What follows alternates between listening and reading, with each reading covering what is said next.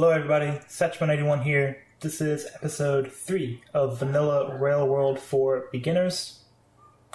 I'm going to apologize ahead of time for the dogs barking outside. I have a hard time as it is finding a time to record these, and I've waited for these dogs to stop barking and they just refuse to. So, I understand people love their animals, but these dogs just go on and on and on and on. And on and on and on. Having said that, I wish I had my own dog. I don't have one. I want a German Shepherd. I want a big, gigantic, hairy German Shepherd. And I can't stand it to be inside because I just couldn't deal with all the hair and the smell of the dog and everything else. And my wife doesn't want one outside because she doesn't want to deal with it out there. So we are at an impasse, the result of which is no dog for me. But I wish I had one. Alright, so we've got that working. Let's check on the power situation now. Now I've put quite a demand on the power grid. We're only about a little less than halfway. So that's good. Alright, we're going to set up 2, I think, mining situations. So I want to get another one of these set up, and I want at least 1 copper set up before I do anything else. So let's start working on automation. We can craft, just make as many of these as we can, and craft a bunch of inserters as well. Yes. Let's do that. I will have to press F, by the way, to consume items into your player. I'm going to feed these guys a little bit more because I just want some more copper plates before I set up the full situation, the full mining situation over there. And I'm going to set up a go away. There we go. Okay, that should be enough for now. I'm going to set up a little factory right here that just makes which columns? So there you go. No, that makes furnaces. Oh my god, I was like completely drawing a blank on stone furnaces. Good lord. There we go. So you can grab there, and you can output there. Put it in a box. I think the stack of stone furnaces is 50, so maybe I'll do 100 at a time. They're pretty fast to build. So there we go. Off to the races. I have automated. Well, I mean, let's get to all this automation. I have automated my first product. This machine is going to grab all the stone off of the thing for me. Do I have any in my inventory? There we go. He'll make it, and then he'll make the stone furnaces, and then he's going to put them in this box. I have capped the box to 2 stacks, like I said, which I think is going to be 100, and I can go bugger off to do something else. So this, of course, will not be permanent in any way, but there it is. Alrighty then. I need a lot more of this. Yeah, I'm going to need a lot more inserters. I want to get another whole one of these set up. I'm going to need a bunch of belts as well. I might go so far as to automate. In fact, I will, because that's just going to take forever if I don't. Let's automate some belts as well. I really don't like doing this. I know it's super janky. And I just don't like doing it, but I have to start with. To build like a little thing right here just to make belts with. Belts require plates and cogs. Iron gear wheels, as they're called in the game. There we go. And then you can output into a box. I'm not even gonna, whatever. As many as you make, So this is kind of the first, in these early episodes, I still don't have quite a gauge on how tutorially, how beginnery. I know I said in episode 1 I wasn't going to make just a tutorial. I'm still a little, just kind of feeling out exactly how much of this should be what way. But, so, you guys let me know if it's too much or it's not enough. But for those of you who don't know, this is kind of the clever thing here, right? That this guy only needs the one input, which is the plates. He needs the plates and the gear wheel. So this is an intermediary product. So if you just set this up next to each other, then he can grab directly from there and put it into here. And then he comes out. So you can kind of see the little loop that happens here. And this exact loop happens just bigger and bigger and bigger as the game goes on. So, and these create pretty fast. See, I already made 156 of those. That's really, really good. So, I didn't make 156. I'm sorry, that was my total. Well, still, I made a bunch.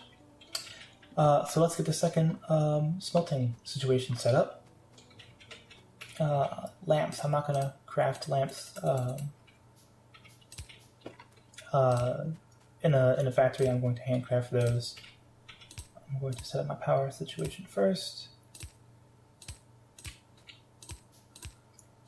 And yeah, a lot of this early game is just like building kind of the same thing over and over again. Just build.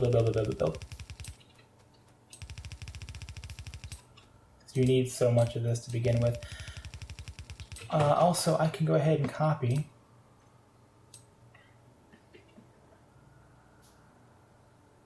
that. Like I mentioned last episode, I'll do this just to kind of make it a little bit more attractive. I'll also put that down. Again, I know Newhouse has this exact same blueprint. This is pretty much the same thing he did. I think his spacing of the lamps are a little bit different. But so that I can say that I made it. You guys saw it. You guys saw me do it. I can go ahead and make it my own thing. So what do I call this? A smelting column? Yeah, column. Smelting column. Pow. Smelting column. Done. Right on. Alright, so I'll come down here and grab these furnace-eye. There we go. 43 of them. See, yeah, now I can build pretty much quick as I want in terms of these columns anyway.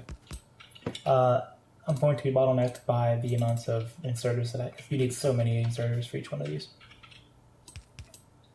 Yep, I already don't have enough, so that's fine. I can go build something else. There we go. Well, that's working. I'm also going to need more of those. So now I'm hungry for steel. Iron. I'm going to say steel every single time. I don't like... It's like I've never played this game before. Okay.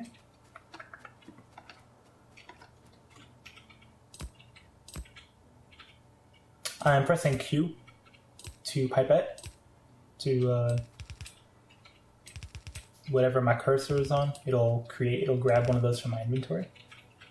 Super handy. I'm using buttons 1, 2, and 3 to grab, all my number row buttons to grab these. Primarily, I only use 1, 2, and 3. I typically just use those 3. I haven't taught my fingers to do the other ones yet. For the time being, I'm going to split everything off of this main line. And if I have done this correctly, which I haven't, that's okay. That's okay. I'll underground that.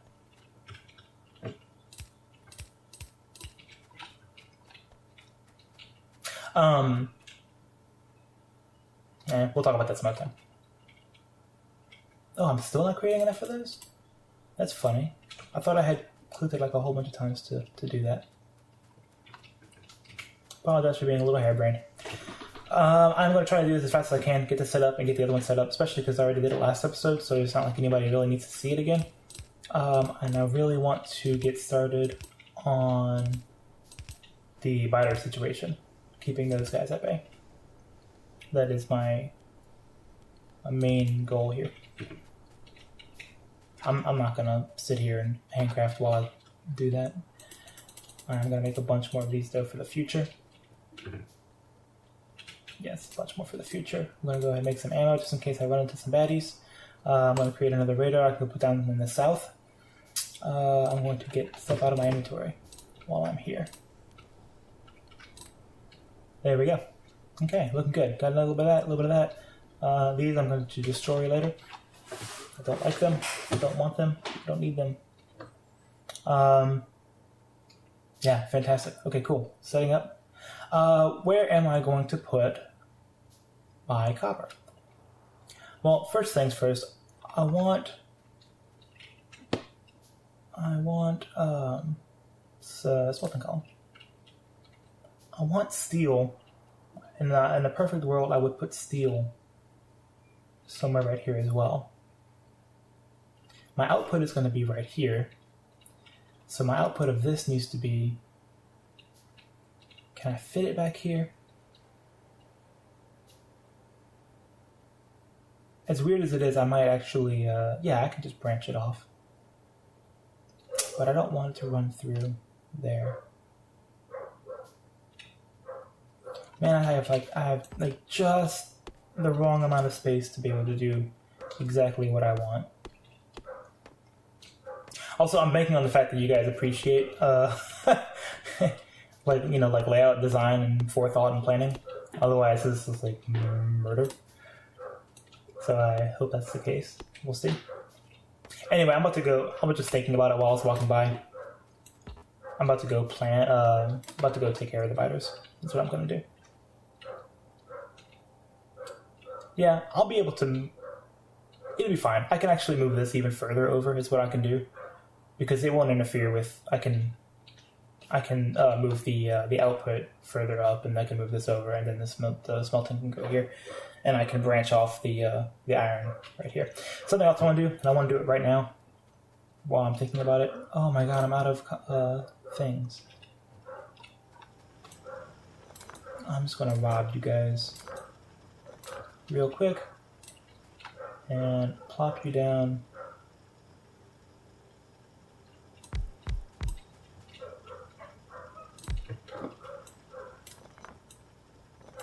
I want to get this little corner like depleted just because it's kind of off to the side, and I want that to be finished with. I know I'm making belts and I have a thing over there making belts, but I don't want to take the walk. Put that there and put one there. And take you down. Now, one of the things that these splitters do, not only do they split, but they merge. So you can see how this line was kind of scant, and then now that I'm pumping this in, you have this overwhelming flowing amount of ore. It will mix the two together. So this line will be more full. Okay. Yeah, let's do the copper, and then I'll go do the biters. Copper, then biters. So, grab some more iron, build some more minor things, set up a column, set up a smelting column, move on. I'm going to need a bunch more of this, and I'm going to need a bunch more of that. There we go. I can build 9. That's perfect. It's really not. It's not enough at all, but it would be good enough for me.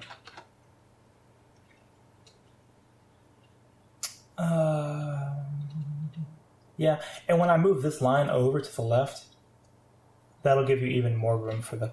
I mean, I'll put the copper as far to the right as I can for the time being. But in the future, it'll be plenty. Yeah, like I said earlier, a lot of deforesting. You can also use weapons and stuff to do deforesting. Like you can use what do you call those things? Grenades. I think you can use your shotgun as well. I typically just don't. I typically wait until I get bots. Later on, you get little flying robots that run around and do tasks for you. It's amazing. Makes you feel like God. And one of the things that the robot will do for their master is that they will deforest for you. You can highlight the trees, and then the trees, they'll go and they'll chop all the trees down. Also, they're like unbelievably faceted. It takes like one in-game tick for it to actually do the thing. So, and then they bring the wood back to you too. So if you need wood, you can just like highlight a forest, and in the blink of an eye, the robots will go and they'll tear down that forest for you. So that's convenient. But anyway, all right, smelting column. Where's that gonna go? Rotate it around 15 times, make it dizzy. Yeah, it needs to go like here-ish. So I need a couple more rows of trees out of the way. And then we're off to the races. Let's see. At this point, yeah, we're fine. I know I'm a little bit behind in terms of like, I could have some more automation going, getting a couple things set up. But like I say, once I build this mall, I'll have everything that I need being created all at once. And it requires relatively little bit of input. Relatively little input is what I meant to say. So, there we go. This should be the last of the trees. Okay. Smelting column. Pop it down. Yes, that gives me enough room. That is where I want it. First things first, let's get some power so I can get some lights, because even I can't see. And if I can't see, I know you guys can't see. Let's pipe that over. Will these never line up? Is that just like, just the world that I have created for me? Is that where nothing lines up? There we go. Power, power, power, power, power.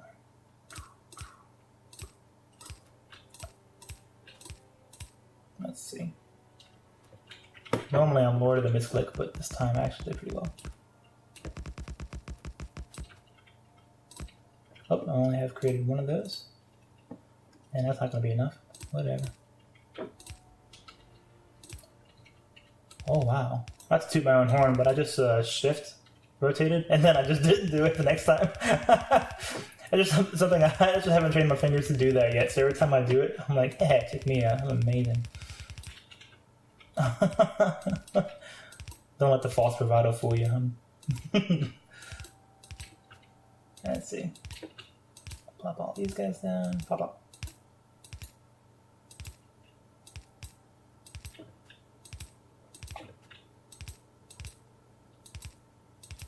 There we go.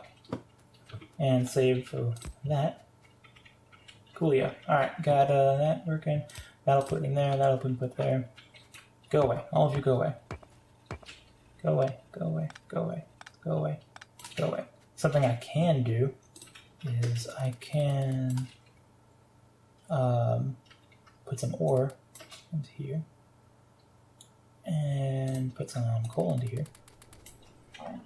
And they will at very least start, there we go. I can start getting some copper plates just in case I need some. Alright, basic mining column. Let's put it nearest the top and furthest to the right as it can go. And I have 9, so I'll do 5 and 4.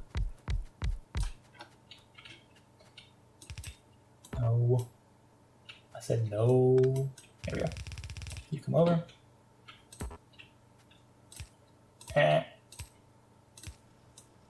It's like sassy. The game's like sassy with it.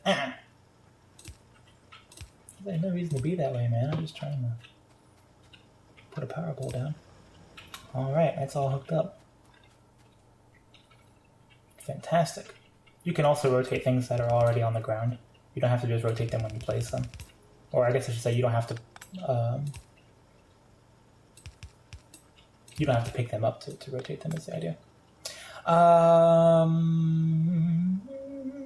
Yeah, I'll just do...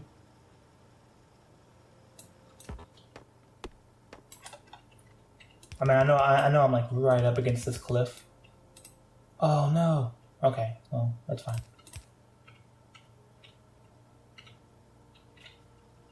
Yeah, no, this is super annoying, and I'm well aware of that. Oh, is this not going to... yeah, no, it is. Yeah, well, there we are.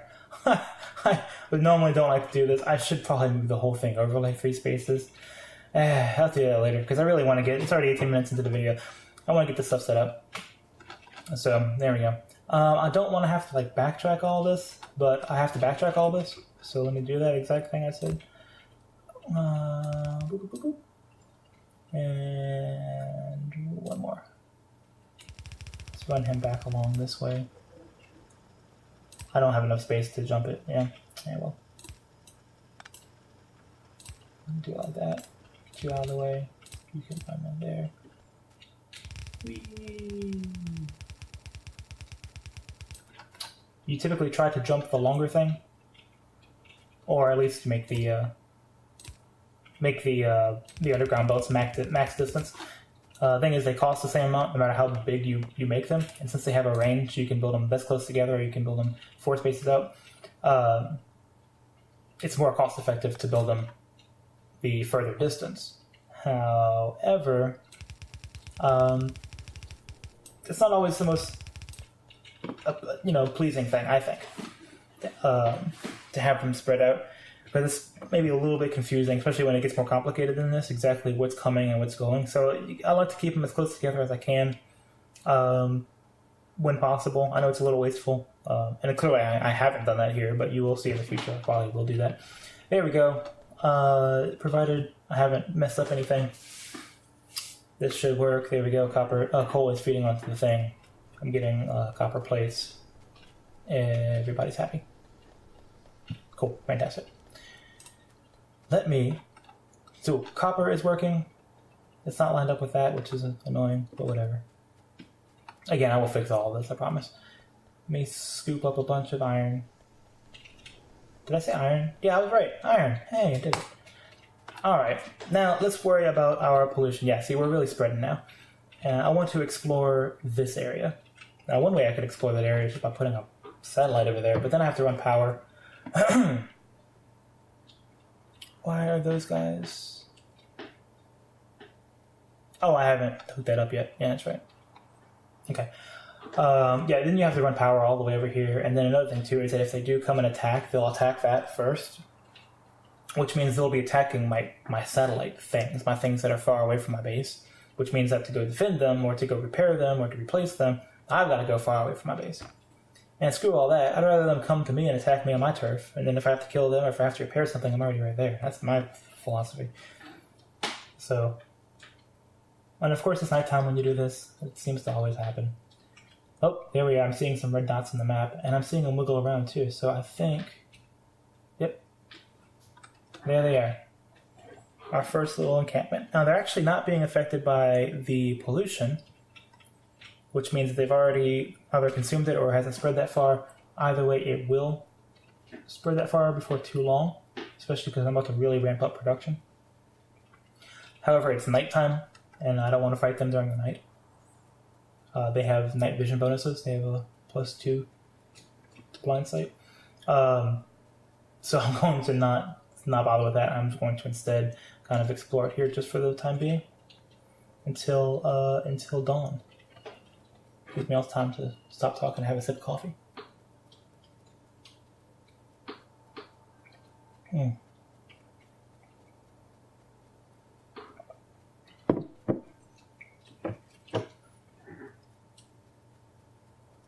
Fortunately, I live in Louisiana where community coffee is made. Community coffee is my favorite, at least commercially produced coffee.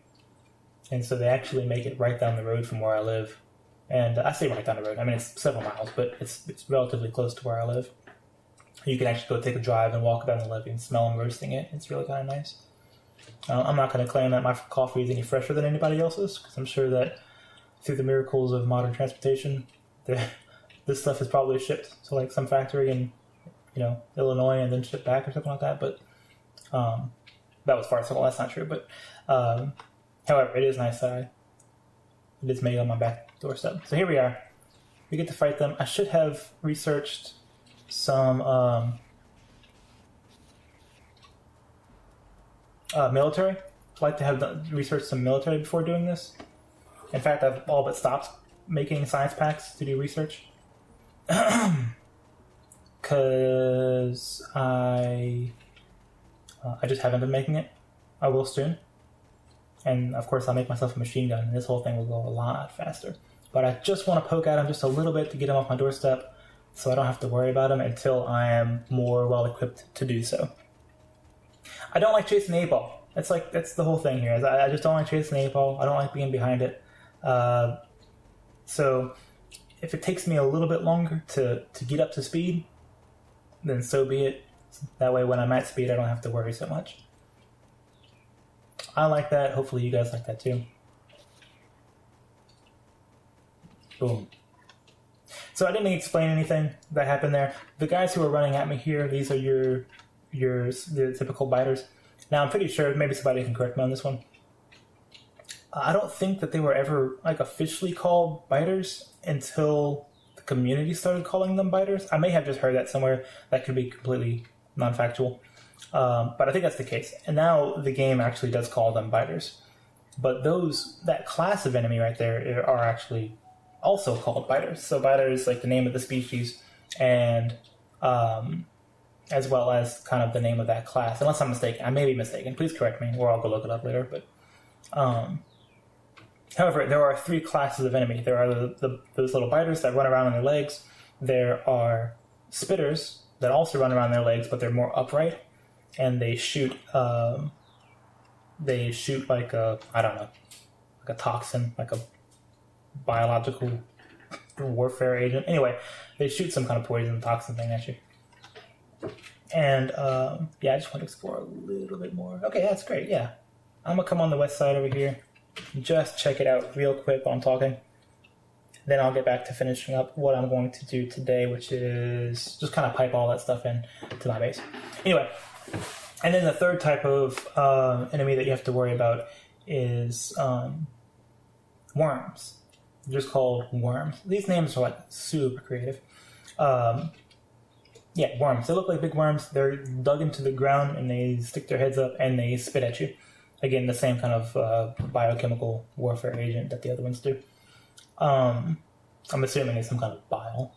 It's what, if I were to write the lore of Factorio, if I were to release like a graphic novel about this game, that would be the backstory here. Is that it's some kind of bile that's specially produced, and maybe they also have to use it like as part of their digest. Like they eat with it, so they have to decide whether or not to feed themselves or to attack other people. I don't know. I'm just spitballing here, man. Anyway, that's what's happened. So the cool thing is, in this version of the game, they have made a major improvement in my eyes, and in many of the eyes of the community as well, to the biter mechanic, or the worm mechanic specifically, because it used to be that the worms had like, it was like homing, like not only was it biological chemical warfare agent, it was homing bio-based biological chemical warfare agent. It would follow your character around. It's like if you were in a car, because you get a car later in the game, and a tank and whatever else. If you're driving around in a car and you're driving around in circles, those little suckers will heat seek onto you. Now, they would only go a certain distance, but it was like a pretty good-sized distance. A pretty good distance. So you'd be trying to run away from them, and you'd have this like trail of like green bile chasing your character around the map. And it was so kind of like, you know, I don't know, pardon me for saying, but it was just kind of stupid. I don't really know. I think that might have just been a stopgap. I can't imagine that was their actual plan for how these enemies would work. I'm pretty sure it was a stopgap. And I've done a very little bit of game design myself. I've taught myself a little bit of coding. And I mean, like very, very, very basic. So I'm well aware, like sometimes you just put things into the game just to kind of make it playable to move on. But so I'm going to give them the benefit of the doubt and say that was the case. But I just thought that was so weird, and it didn't really fit the style of the rest of the game as well, that these enemies would have that kind of technology. Or not technology, but like that would be even physically possible to do. But anyway, that's not the case anymore. Now the worms are they're all quarterbacks, and they can lead you. So like if you're running in a direction, they will kind of spit in front of you to predict where you're going to be. And they're pretty damn accurate, I have to admit.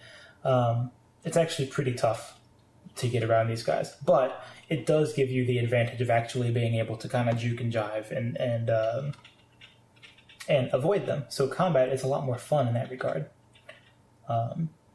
Because before it was just overpower each other. If you had more power than they did, you could just take the hits and drive around a little bit and beat them up. And if they had more power than you did, then they would win. But now there's a little bit more strategy in terms of like where you're actually driving and how you're moving and so on and so forth. So yes, that is my take on how the game has been improved by the biter mechanic. Oh my lord, I still didn't... I mean, like, I am a knuckle dragger. Alright, let me, let's do. Let's go ahead and set this up. Let's get this way over here. And we're going to pipe it. I can't imagine. There we go. Let's put two. I think I want 3 of those. 1, 2 spaces in between, and then 1 copper. I think that's what I want. And I want it to be about right there. There we go. So this is kind of going to be the beginning of our bus. And by bus, I just mean this is going to be all of the resources that I have to craft off-site will come up, and I'll have a selection. I'll have like a little buffet of items here. So what I'm doing here is I'm planning out that I'm going to have 3 rows of iron, at least to begin. How many over here did I make? 4? I really don't need that bottom one. I might make this one copper too. Copper, that's 2 copper, and then maybe some steel over here, or like steel and stone. There we go, that's what I'll do. Another steel, copper, steel, and stone, or bricks. It'll be bricks once you smelt it. There we go, and that'll be like enough to get me started. And those will pop out here. So I'll have my 3 steel, I'll have my 2 copper, and I'll have my steel and stone as well. There we go. And the reason for the spacing here is because whenever you take these belts, they fit perfectly like that. In fact, I've only done 3 here, but normally you do 4. So I can just jump underneath this amount of belts.